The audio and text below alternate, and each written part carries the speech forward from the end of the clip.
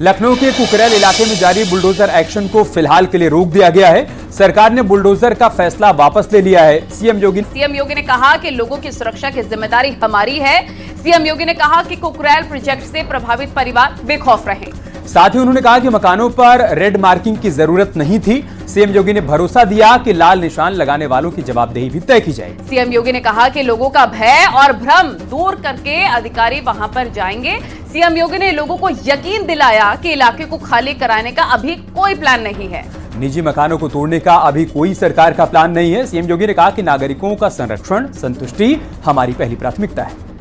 अब आपको दिखाते हैं कि सीएम योगी के इस फैसले के बाद लोगों की खुशी मनाने वाली तस्वीरें सामने आई हैं। पंतनगर के लोगों ने सीएम योगी के आवास पर उनसे मुलाकात की, जिसके बाद उन्होंने लोगों को आश्वासन दिया है। अधिकारियों को उन्होंने निर्देश भी दिए। सीएम योगी के इस फैसले से स्थानीय लोग काफी खुश नजर आ रहे हैं। उन्होंने आतिशबाजी करके जश्न मनाया। लोगों ने एक दूसरे को मिठाई खिलाई। इसी पर आपको एक रिपोर्ट भी दिखाते हैं।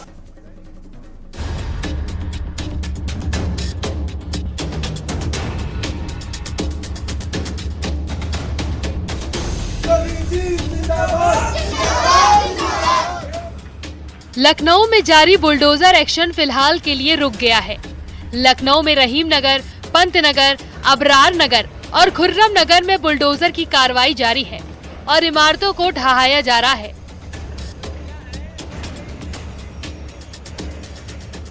सीएम योगी के आवास पर इसे लेकर एक अहम बैठक हुई, जिसमें सीएम योगी ने इन इलाकों में रहने वाले लोगों को बुलडोजर एक्शन न होने के लिए आश्वस्त किया है। वह लाल निशान जिसकी वजह से इन तमाम इलाके के लोग परेशान थे, उसको साफ तौर से आप यहाँ देख सकते हैं। एलडीए ने पिछले सोमवार को इसी तरह का लाल निशान यहाँ के तमाम मकानों पर लगाया था, जिनकी तादाद करीब 700 से लेकर के 800 के बीच में थी। ऐसे में आज मुख्यमंत्री योगी आदित्यनाथ से मुलाकात के बाद यहाँ के निवासियों को न सिर्फ सुकून की सांस लेने को मिली है, बल्कि आप इस बात को मानकर चलें कि 700 से 800 मकानों पर जहाँ तमाम निशान लगाए गए थे, अब वो सुकून की सांस ले पाएंगे। सीएम योगी ने पंतनगर इलाके के लोगों से मुलाकात की। मुलाकात के दौरान सीएम योगी ने कहा कि सभी की सुरक्षा हमारी जिम्मेदारी है। सीएम योगी से मुलाकात के बाद महिलाओं ने उनका आभार जताया और इस फैसले पर खुशी जाहिर की। हमारा घर हमारी बहुत बड़ी योगी जी का हाथ जोड़ के धन्यवाद करती हूँ कि हमारा घर बच गया। क्या कुछ बात हुई है? हम लोगों की बात वो सब कुछ हमारे फेवर में किए हैं कि हमारा जितना भी घर है, अगर रजिस्ट्री है तो वो नहीं हटेगा। अच्छा, थैंक यू। तो आप लोग खुश हैं इस फैसले? बहुत ज्यादा। लोगों से मुलाकात के बाद सीएम योगी ने उनके मकानों पर लगे लाल निशान पर भी ऐतराज जताया। सीएम योगी ने कहा कि मकानों पर लाल निशान लगाने का कोई मतलब नहीं है। सीएम योगी ने भरोसा जताया कि लाल निशान लगाने वालों की जवाबदेही तय होगी। सीएम योगी ने अधिकारियों को निर्देश दिए कि क्षेत्र में जाएं और लोगों से मिलें। लोगों के मकानों पर लाल निशान लगा करके भय का वातावरण क्यों बनाया? उन्होंने साफ तौर से कहा है कि एलडीए, सिंचाई विभाग और जिला प्रशासन के अधिकारी मौके पर जाएं और स्थानीय निवासियों से बात करके सामंजस्य स्थापित करें। साथ ही इस बात का भी फैसला करें कि आखिर इस तरह का भय का और तनावपूर्ण वातावरण इन तमाम इलाकों में क्यों बनाया गया। साफ तौर से आप देखें, नदी की जो मुख्य धारा थी 50 मीटर से उस धारा को नापा गया। जो मकान 50 मीटर के अंदर आए उन पर इस तरह के निशान लगाए गए। 17 मीटर अंदर का मतलब हुआ कि नदी की जो मुख्य धारा है उसकी दूरी यहाँ से 17 मीटर की है। यानी इस मकान को भी एलडीए डिमोलिश करने के बारे में इरादे बना रहा था। मुख्यमंत्री से मुलाकात के बाद बोले पंतनगर के लोगों ने राहत की सांस ली है। उन्होंने कहा कि वो सीएम योगी से मिलकर काफी खुश हैं, क्योंकि सारी बातें तय हो गई हैं। मैं सबसे पहले मुख्यमंत्री जी का बहुत बहुत धन्यवाद करता हूं, बहुत आभार व्यक्त करता हूं और उन्होंने हमारी बात बहुत सरलता से सुनी और उसको बहुत गंभीरता से लिया और उन्होंने ये आश्वासन दिया कि जिन अधिकारियों ने यहाँ पे भय युक्त माहौल बनाया था उनके ऊपर कार्रवाई होगी।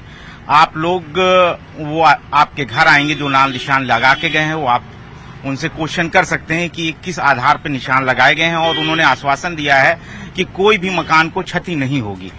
स्थानीय लोगों ने बताया कि वो पिछले 8 से 10 दिनों से सोए नहीं हैं। लगातार उन्हें अपने घर टूटने की चिंता सता रही है, लेकिन सीएम योगी से मुलाकात के बाद उन्हें आश्वासन मिल गया है। माननीय मुख्यमंत्री जी का हृदय से आभार व्यक्त करता हूं यहाँ के निवासियों की तरफ से आभार व्यक्त करता हूँ। हम लोगों ने इनकी स्थिति को देखा है और उन्होंने हमारी समस्याओं को सुनने का काम किया, समझने का काम किया है, जिसके लिए हम बहुत बहुत उनका आभार करते हैं कि हमारा मकान हमें मिला। हम आज की नींद ठीक से सो सकेंगे, हमारे बच्चे ठीक से पढ़ाई कर सकेंगे, हमारी रोजी रोटी यहाँ से चलती रहेगी। स्थानीय लोगों से मुलाकात के बाद सीएम योगी ने भरोसा जताया है कि जिन अधिकारियों ने भय और भ्रम फैलाया उनको आपके घर भेजा जाएगा ताकि आप उनसे सवाल पूछ सकें।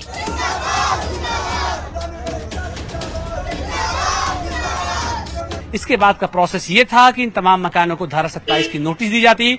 नोटिस दिए जाने के बाद इनके खिलाफ ध्वस्तीकरण का आदेश जारी होता। फिर अकबर नगर की तरह इन तमाम जगहों पर बुलडोजर लाकर खड़ा किया जाता। फिलहाल तमाम इलाकों के लोग बेहद खुश हैं क्योंकि मुलाकात के बाद मुख्यमंत्री योगी आदित्यनाथ ने तमाम लोगों को आश्वासन दिया है कि जो लोग वैध हैं, जिनकी रजिस्ट्रियां हैं, उन तमाम लोगों को परेशान होने की जरूरत नहीं है, बल्कि एलडीए, नगर निगम और दूसरे अधिकारी इस मौके पर आएंगे और भय का जो वातावरण बना है इससे उनको निजात दिलाएंगे। कैमरा पर्सन गोपी गिरी के साथ अलाउद्दीन, न्यूज़ 18 लखनऊ। और वहीं यूपी सरकार ने डिजिटल अटेंडेंस पर फिलहाल के लिए रोक लगा दी है। शिक्षक संगठन का इसके खिलाफ लगातार विरोध जारी था। यूपी में शिक्षकों की डिजिटल हाजिरी पर 2 महीने के लिए रोक लगा दी गई है। हालांकि इसे लेकर कमेटी का गठन किया गया है और कहा गया है कि विवाद का हल निकलने तक ये रोक जारी रहेगी। आखिर क्यों टीचर्स इस आदेश का विरोध कर रहे थे और अब उन्हें सरकार से आगे क्या उम्मीद है, एक रिपोर्ट के जरिए आपको दिखा दें।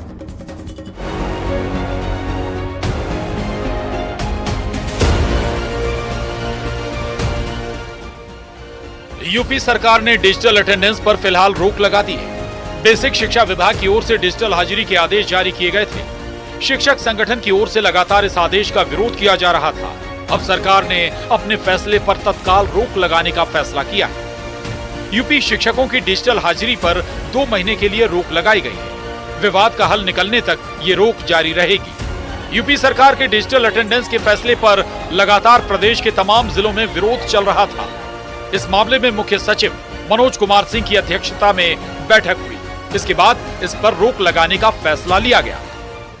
देखिए, लगातार शिक्षक पूरे प्रदेश का 0 ऑनलाइन अटेंडेंस दे रहा था। इस बात को सरकार भी समझ रही थी और कल का प्रदर्शन सरकार को मजबूर किया और आज स्थगित किया गया है। मैं तो कहता हूं उसके आगे कि आप उनकी समस्याएं हैं उस पर आप गौर करिए, उस समस्याओं को आप खत्म करिए। मेन हमारी जड़ वो समस्याएं हैं। हाफ सीएल का मामला हो, चाहे वो हमारा चिकित्सा प्रतिपूर्ति का मामला हो, चाहे पुरानी पेंशन का मामला हो, अगर समस्याओं पर आप समाधान नहीं करते तो फिर ढाक के 3 पात है, कोई मतलब नहीं हो।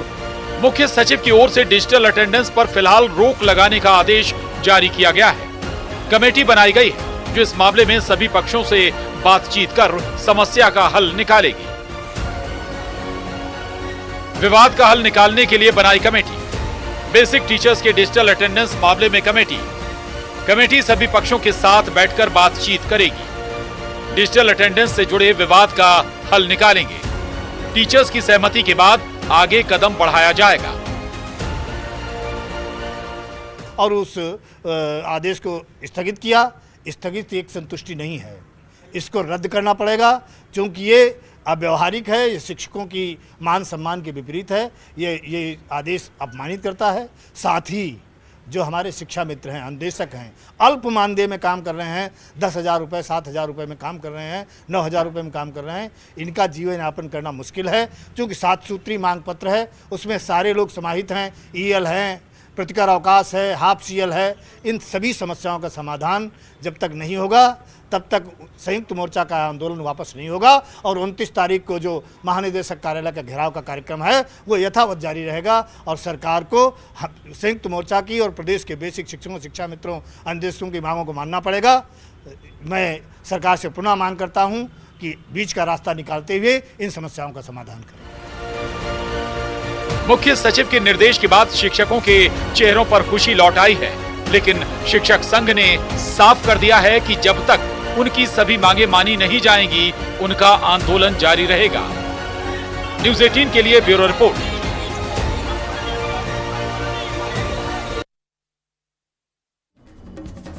मौलाना तौकीर रजा ने एक बार फिर से विवादित बयान देकर सियासी हवा को भड़का दिया है।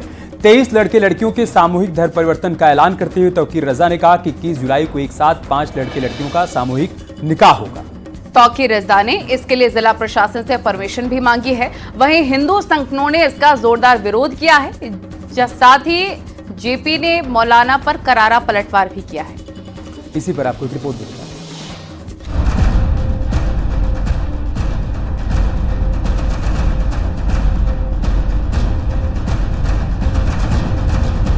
तो धर्म परिवर्तन की जो प्रक्रिया है वो पूरी की जाएगी और उनका बाकायदा निकाह होगा, सामूहिक निकाह जिसे कहा जाता है, सामूहिक विवाह।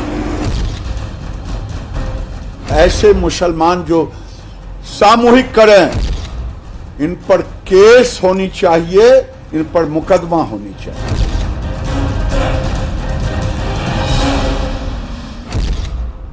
अक्सर विवादों में रहने वाले आईएमसी के प्रमुख मौलाना तौकीर रजा एक बार फिर विवादों में हैं। तौकीर रजा ने सामूहिक धर्म परिवर्तन कराने का ऐलान किया है। तौकीर रजा ने कहा कि उन्होंने इसके लिए जिला प्रशासन से सामूहिक धर्म परिवर्तन और निकाह की परमिशन भी मांगी है। इस वक्त 23 एप्लीकेशंस हैं, इनमें 8 लड़के हैं जो इस्लाम कबूल करना चाहते हैं और 15 लड़कियां हैं और इन्होंने अपने रिश्ते पहले से तय किए हुए हैं, तमाम के तमाम बालिग हैं। हमने जिला प्रशासन से परमिशन मांगी है। तौकीर रजा के मुताबिक 21 जुलाई को एक साथ 23 लड़के लड़कियां सामूहिक धर्म परिवर्तन करेंगे और सभी का सामूहिक निकाह भी होगा। आने वाली 21 तारीख को खलील हायर सेकेंडरी स्कूल में हम पहले चरण में 5 जोड़े हमने मुंतखब किए हैं। उन लोगों का धर्म परिवर्तन तो तकरीबन उनका पहले से है, आपस में वो कर चुके हैं। तो धर्म परिवर्तन की जो प्रक्रिया है वो पूरी की जाएगी और उनका बाकायदा निकाह होगा, सामूहिक। तौकीर रजा के इस बयान के बाद तीखा विरोध भी शुरू हो गया है। एक तरफ हिंदू संगठनों ने इसे लेकर कार्रवाई की मांग की है, तो वहीं सियासी तौर पर भी इसका विरोध शुरू हो गया है। आजादी के समय अगर सभी मुसलमानों को पाकिस्तान भेज दिया गया होता, कुछ वोट के लालच में जो हालात हुए वो सोची समझी राजनीति थी, जो मुसलमान रह गए।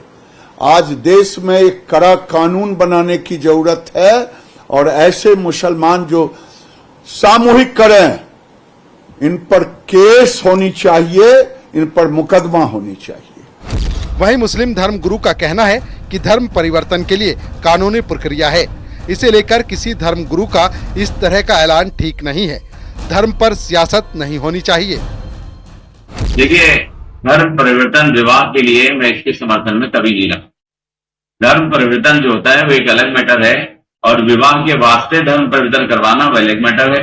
और किसी को अगर धर्म अपना परिवर्तित करना है तो संविधान उसको इजाजत देता है, वो डीएम से परमिशन ले और अपना धर्म परिवर्तन कर सकता है।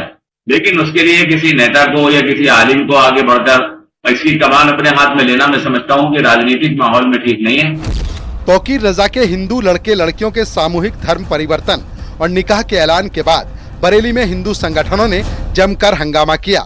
बीजेपी, वीएचपी, बजरंग दल के कार्यकर्ताओं के साथ कई हिंदू धर्म गुरुओं ने डीएम दफ्तर का घेराव किया। हिंदू संगठनों ने डीएम से तौकीर रजा के खिलाफ सख्त कार्रवाई की मांग की है। 2010 से बीच बीच में ऐसे सगुफा छोड़ता रहता है, जिसके समाज के अंदर कोई वैल्यू नहीं, इसके खुद के अपने मजहब के अंदर भी कोई वैल्यू नहीं, जो यहाँ पर बीच बीच बात करके थोड़ा समाज के अंदर एक ऐसा संदेश देना चाहता है, बरेली के अंदर ऐसा संदेश देना चाहता है जिससे यहाँ पे उपद्रव हो, दंगा फसाद हो। मथुरा श्री कृष्ण जन्मभूमि संघर्ष न्यास समिति के अध्यक्ष दिनेश शर्मा ने तौकीर रजा पर पलटवार करते हुए विवादित बयान दिया है। उन्होंने मौलाना तौकीर रजा की जीभ काटने की धमकी दी है। ऐसे लोगों पर कड़ी कार्रवाई होनी चाहिए।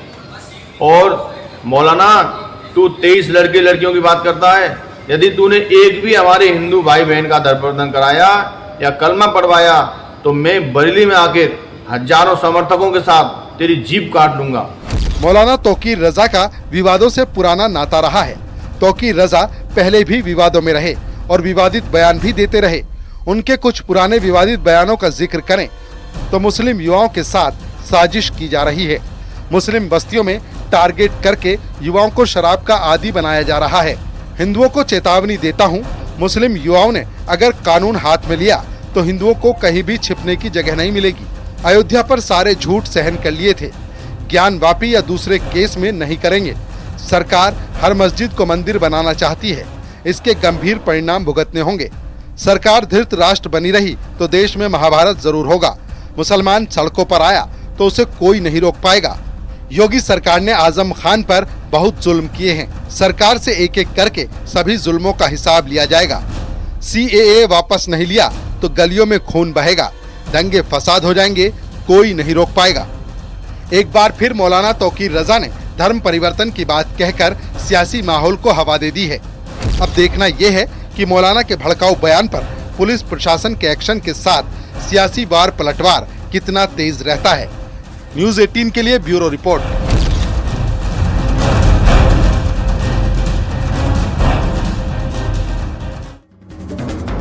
कल मुहर्रम के मौके पर यूपी के सभी शहरों में मुस्लिम समाज की तरफ से जुलूस निकाला जाएगा। वहीं सरकार ने इसे लेकर तैयारी भी पूरी कर ली है। मुहर्रम पर सीएम योगी के नियम कायदों को लेकर दिए बयान के बाद सियासी घमासान जारी है। ऐसे में प्रदेश के सभी शहरों में सुरक्षा बढ़ा दी गई। यूपी पुलिस के अलावा दूसरे सुरक्षा बलों की संख्या भी बढ़ा दी गई है। इसी पर देखिए रिपोर्ट।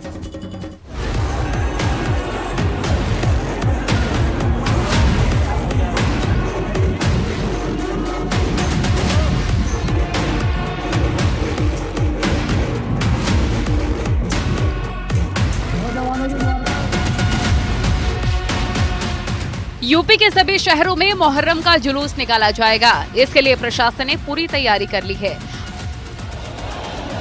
मुहर्रम के लिए यूपी के शहरों में सुरक्षा बढ़ाने के साथ कई इलाकों में रूट डायवर्जन होगा। सभी शहरों में यूपी पुलिस के अलावा दूसरी सुरक्षा बलों की संख्या भी बढ़ाई गई है। मुहर्रम को लेकर उत्तर प्रदेश में अलर्ट। सभी शहरों में बढ़ाई गई पुलिस फोर्स। सिक्योरिटी फोर्स की 165 कंपनियां तैनात। ताजियों की सुरक्षा के लिए इंतजाम किए गए। सांप्रदायिक सौहार्द बनाए रखने की अपील। अलग अलग तारीखों पर 89,000 ताजिए रखे जाएंगे। मुहर्रम पर 35,000 अलग अलग जुलूस निकाले जाएंगे।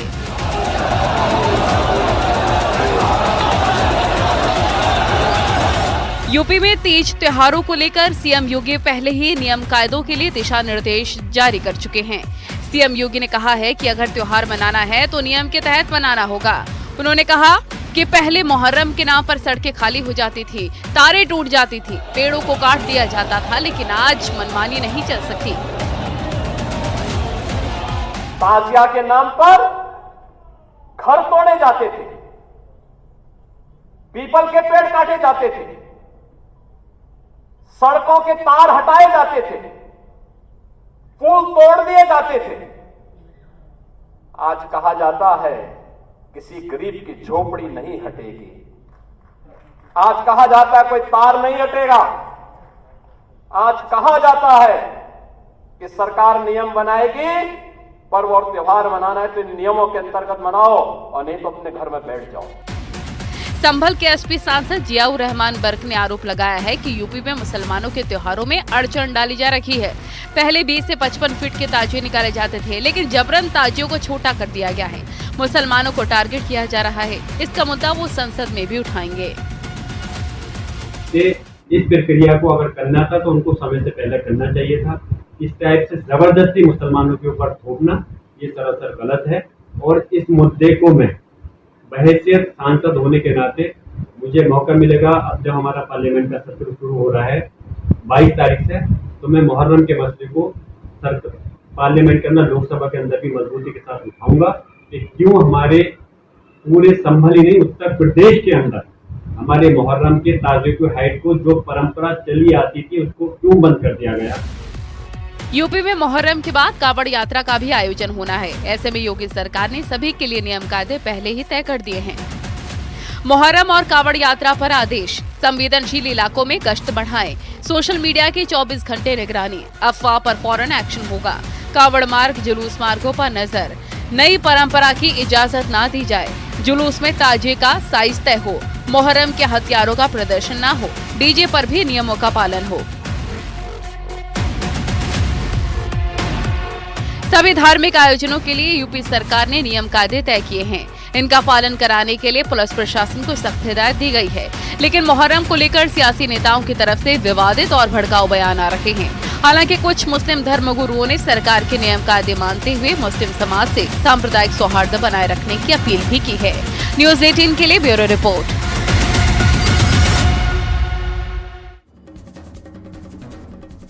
और बात करते एक बड़ी खबर की। दिल्ली में बीजेपी अध्यक्ष जेपी नड्डा और यूपी के डिप्टी सीएम केशव प्रसाद मौर्य के बीच मीटिंग खत्म हो गई है। दोनों के बीच करीब 1 घंटे तक मीटिंग चली। बीजेपी मुख्यालय में जेपी नड्डा और केशव प्रसाद मौर्य के बीच काफी देर तक बातचीत हुई है। अब अपडेट ये सामने आ रहा है कि मीटिंग समाप्त हो गई है।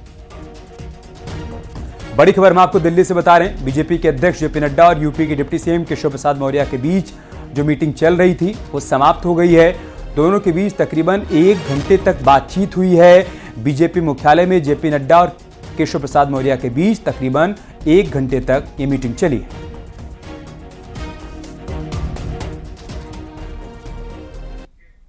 और यहां रुकना होगा एक छोटे से ब्रेक के लिए। जल्द लौटेंगे कुछ और खबरों के साथ।